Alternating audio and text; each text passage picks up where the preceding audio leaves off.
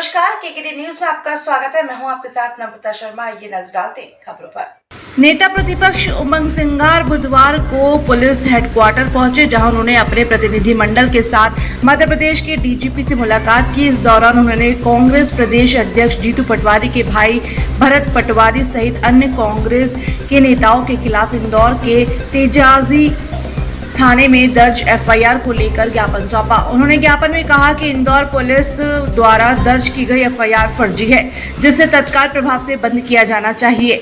यह एफआईआर भाजपा के दबाव में दर्ज की गई है। पीसीसी चीफ के भाई समेत अन्य लोगों पर दर्ज एफआईआर को बताया फर्जी। इस प्रकार से तानाशाही चल रही है भारतीय जनता पार्टी की सरकार की,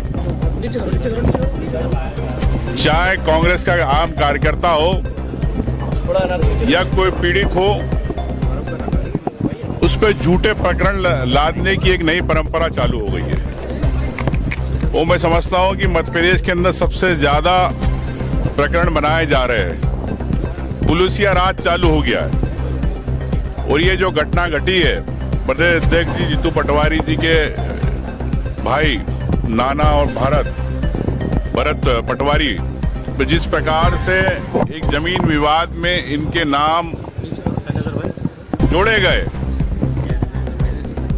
इससे स्पष्ट है कि भारतीय जनता पार्टी की सरकार कांग्रेस के कार्यकर्ताओं से, कांग्रेस के संघर्ष से, कांग्रेस के जिस प्रकार से पूरे प्रदेश के अंदर हर बात को लेकर कांग्रेस पार्टी लड़ रही है, उससे डर गई है और उसी के कारण प्रदेश अध्यक्ष के दोनों छोटे भाइयों पर यह प्रकरण लादा गया। और मैं समझता हूं कि इसके अंदर जांच होना चाहिए कि वहां पर उस जमीन पर बोर्ड किसका लगा था। वो ट्रस्ट था कि यादव बंधुओं का, तो उस ट्रस्ट में कौन कौन लोग हैं? क्या मुख्यमंत्री से तार जुड़े हैं उनके? ये भी स्पष्ट होना चाहिए, पूरी सरकार को, पूरे प्रदेश को पता होना चाहिए। और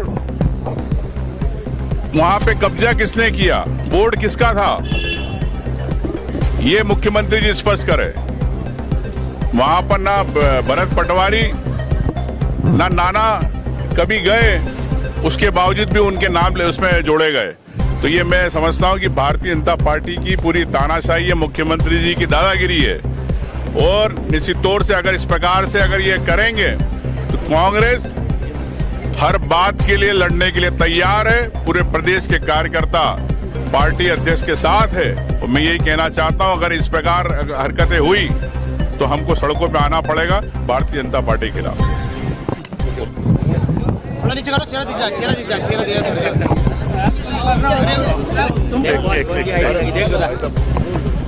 ये पूरा का पूरा प्रकरण जिसने भारतीय जनता पार्टी की जो प्रतिशोध की राजनीति है, जो विंडेक्टिव पॉलिटिक्स है, उसके चेहरे को उजागर कर दिया है। जिस जमीन की बात हो रही है उस जमीन पर एक बोर्ड लगा हुआ है और वो यादव महासभा का बोर्ड है, जिसमें मुख्यमंत्री जी के भाई का नाम लिखा हुआ है कि उस ट्रस्ट के वो संरक्षक हैं और बाकी सदस्य भारतीय जनता पार्टी के हैं। और सबसे दिलचस्प बात यह है, जिस जमीन पर यादव महासभा का बोर्ड लगा हुआ है और मुख्यमंत्री के भाई का नाम लिखा हुआ है, उस जमीन पर उस खसरे पर उनका नाम ही नहीं है। इसका अर्थ ये है कि उन्होंने उस जमीन पर बलात् कब्जा कर रखा है और दूसरे लोगों पर प्रतिशोध की भावना से प्रदेश कांग्रेस कमेटी के अध्यक्ष के भाइयों के नाम उन्होंने झूठी एफआईआर दर्ज कर दी है, जबकि उस जमीन से ना उनका कुछ लेना देना है, न उस जमीन से उनका कोई संबंध है, न उस जमीन उन्होंने आज तक देखी है, न उस जमीन पर वो कभी गए हैं। खबरों में बने रहने के लिए धन्यवाद। देखते रहिए केकेडी न्यूज।